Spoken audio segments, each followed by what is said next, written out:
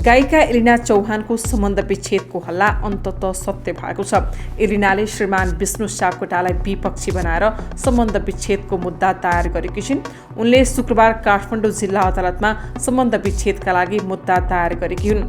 काठमाडौँ जिल्ला अदालतमा दायर गरेको फिर्याद पत्रमा उनले पति सापकोटाले आफ्नो चरित्रमाथि शङ्का गर्ने गरेको र पति पत्नीको रूपमा सम्बन्ध सुमधुर हुन नसकेको जिकिर गरेकी छिन्। उनले पत्रमा लेखेकी छिन्, म कलाकारिताको क्षेत्रमा काम गर्ने भएकाले कार्यक्रममा सहभागी हुन जाँदा कहिलेकाहीँ केही अबेरसम्म पनि बस्नुपर्ने हुँदा विपक्षी पतिले अनेक शङ्का उपशङ्का गर्ने, कार्यक्रमको बीचमा नै फोन गरेर तुरुन्त घरमा आइज भने मलाई मेरो काममा समय दिन पनि बाधा पुर्याउने गर्दा मनमुटाव हुने भइरहन्थ्यो। त्यस्तैमा 3 महिनाको बसाइपछि म नेपाल फर्किएँ।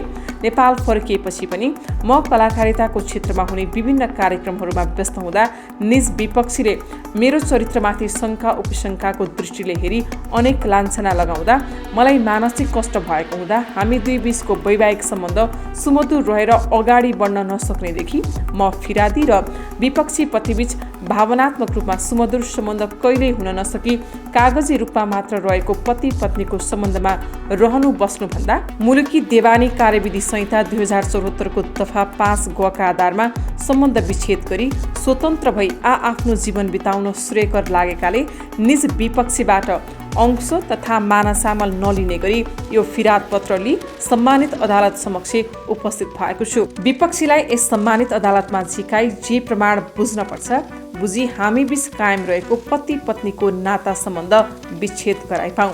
एलिनाले विष्णुबाट कुनै पनि अंश तथा मानासामल नलिने गरी मुद्दा दायर गरेकी छिन्।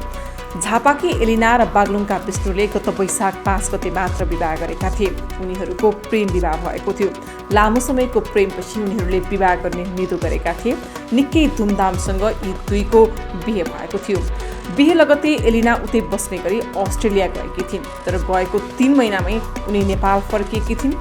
त्यसपछि नै उनको र पति विष्णुबीच सम्बन्ध राम्रो नभएको हल्ला चलेको थियो।